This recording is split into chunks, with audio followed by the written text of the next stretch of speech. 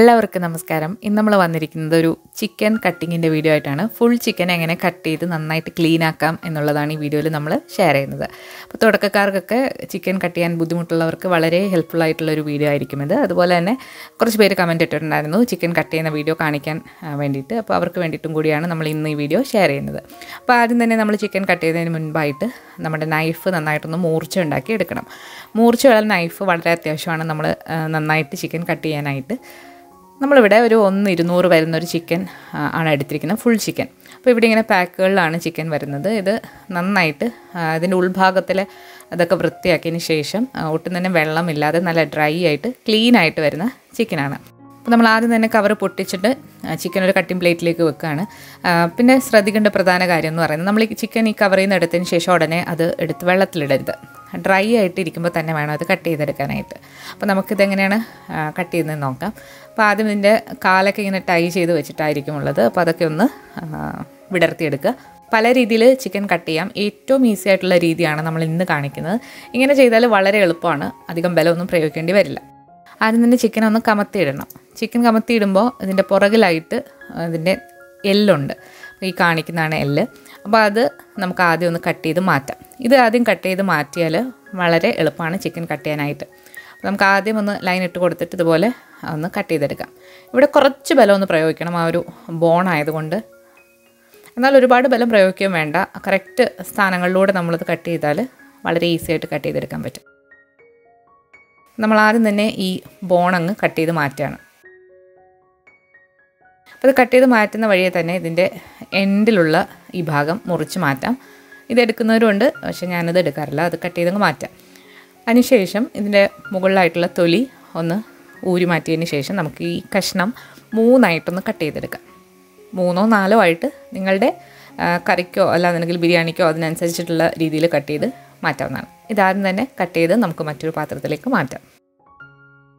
ഇനിയിപ്പോൾ ചിക്കൻ വന്നിട്ട് ഇങ്ങനെയാണുള്ളത്. അപ്പോൾ ഇനി ഇത് നമുക്ക് നോക്കുകയാണെന്നുണ്ടെങ്കിൽ ഇതിൻ്റെ 2 കാല് നല്ല ഫ്രീ ആയിട്ട് ഇരിപ്പുണ്ട്. വളരെ ഈസി ആയിട്ട് നമുക്ക് ആ സ്കിന്നിലൂടെ ഇത് കട്ട് ചെയ്തെടുക്കാൻ പറ്റും. അപ്പോൾ ഇനി ഇങ്ങനെ തന്നെ വെച്ചിട്ട് നിങ്ങൾക്ക് ഗ്രില്ല് ചെയ്യാനൊക്കെ ഉള്ള ആവശ്യത്തിനാണെങ്കിൽ ഇങ്ങനെ തന്നെ എടുക്കാവുന്നതാണ്. നിങ്ങൾക്ക് കാണാം ഈ കാലും തൈസും കൂടെ വളരെ ലൂസായിട്ട് ഇങ്ങനെ കിടപ്പുണ്ട്. അപ്പോൾ അവിടുത്തെ സ്കിന്നൊന്ന് ജസ്റ്റ് ഒന്ന് മാറ്റിയാൽ മതി, നമുക്കത് അത് സെപ്പറേറ്റ് ചെയ്തെടുക്കാം. ഇതുപോലെ തന്നെ 2 കാലുകളും കട്ട് ചെയ്ത് മാറ്റാം. ഇവിടെ ഒന്നും എല്ലില്ല, വളരെ ഈസി ആയിട്ട് നമുക്കിത് കട്ട് ചെയ്ത് മാറ്റാം. പിന്നെ വന്നിട്ടുള്ളത് ചിക്കൻ്റെ ബ്രസ്റ്റും അതുപോലെ തന്നെ 2 വിങ്സുമാണ്. ഇതും കട്ട് ചെയ്തെടുക്കാനായിട്ട് വളരെ ഈസിയാണ്. പിന്നെ ഈ ബ്രസ്റ്റിൻ്റെ നടുഭാഗത്തായിട്ട് നമ്മൾ കട്ട് ചെയ്ത് കൊടുക്കുന്നുണ്ട്. ഇവിടെ കുറച്ച് ബോണുണ്ട്, പക്ഷേ എന്നാൽ സോഫ്റ്റ് ബോണുമാണ്. ജസ്റ്റ് ഒന്ന് തൊട്ട് കഴിഞ്ഞാൽ തന്നെ അത് കട്ട് ചെയ്ത് നമുക്ക് എടുക്കാൻ പറ്റും. 2 ബ്രസ്റ്റും വിങ്സും കൂടെ നമ്മളിങ്ങനെ കട്ട് ചെയ്തു. ഇനി നമ്മൾ ഇതിൻ്റെ വിങ്സ് സെപ്പറേറ്റ് ചെയ്യുകയാണ്. വിങ്സ് ആയാലും ലെഗ്സ് ആയാലും നമ്മൾ കൈ വെച്ചിട്ട് തൊട്ട് നോക്കുമ്പോൾ അവിടെ ജോയിൻസ് ഉണ്ടാവും. അവിടെ വെച്ചിട്ട് കട്ട് ചെയ്യുകയാണെന്നുണ്ടെങ്കിൽ വളരെ ഈസി ആയിട്ട് നമുക്കിത് കട്ട് ചെയ്തെടുക്കാനായിട്ട് പറ്റും. നമ്മൾ വിങ്സ് സെപ്പറേറ്റ് ആയിട്ട് കട്ട് ചെയ്ത് മാറ്റി. ഇനി വന്നിട്ടുള്ളത് ചിക്കൻ ബ്രസ്റ്റും അതുപോലെ തന്നെ വാരിയല്ലുമാണ്. വാരിയല്ലിൽ കുറച്ച് ബോൺസ് ഉണ്ടാവും. അപ്പോൾ നമ്മളതൊന്ന് സെപ്പറേറ്റ് ചെയ്തെടുക്കുകയാണ്. ചിക്കൻ്റെ ബ്രസ്റ്റ് ഒട്ടും തന്നെ ബോണില്ലാതെ കട്ട് ചെയ്ത് മാറ്റി. അതുപോലെ തന്നെ വാരിയലിൻ്റെ ഭാഗത്ത് കുറച്ച് മാംസമുണ്ട്. അത് നമുക്ക് കറിയിലൊക്കെ ഇടുമ്പോൾ നമുക്ക് ചെറുതായിട്ട് കട്ട് ചെയ്തിട്ട് ഇടാവുന്നതാണ്. ഇതുപോലെ തന്നെ അടുത്ത ഭാഗവും നന്നായിട്ട് ഒന്ന് കട്ട് ചെയ്തെടുക്കുക.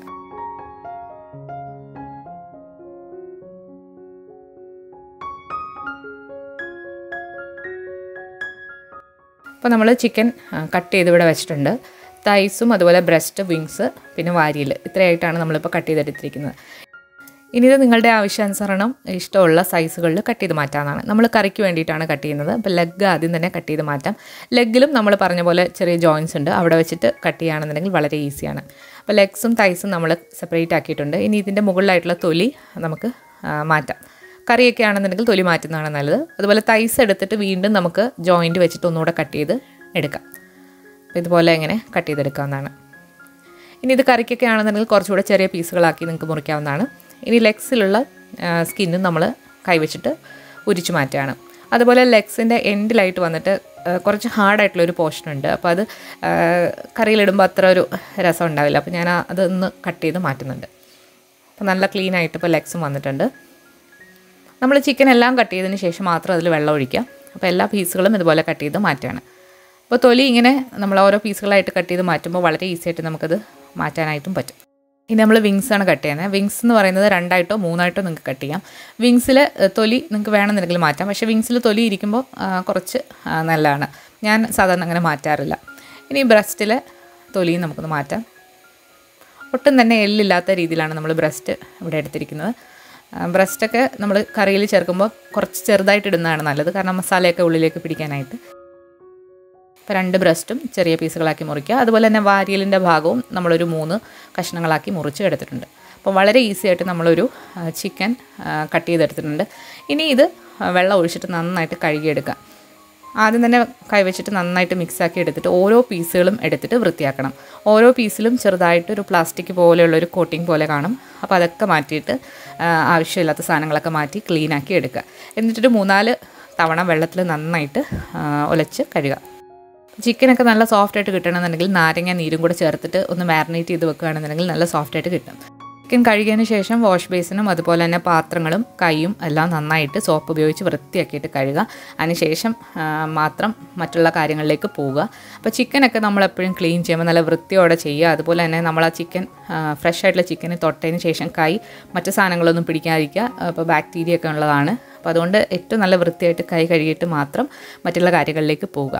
അപ്പോൾ വളരെ ഈസി ആയിട്ട് ചിക്കൻ കട്ട് ചെയ്ത് ക്ലീൻ ചെയ്യുന്ന വീഡിയോ ആണ് നമ്മൾ ഇന്ന് ഷെയർ ചെയ്തത്. നമ്മൾ ബേസിക് കുക്കിംഗ് സീരീസിലെ മറ്റ് റെസിപ്പികൾ നിങ്ങൾ കണ്ടു നോക്കിയിട്ടില്ല എന്നുണ്ടെങ്കിൽ അതുകൂടി കണ്ടു നോക്കണം. വരും ദിവസങ്ങളിൽ നമ്മൾ ഇതുപോലെയുള്ള ബേസിക് റെസിപ്പികൾ അപ്ലോഡ് ചെയ്യുന്നതാണ്.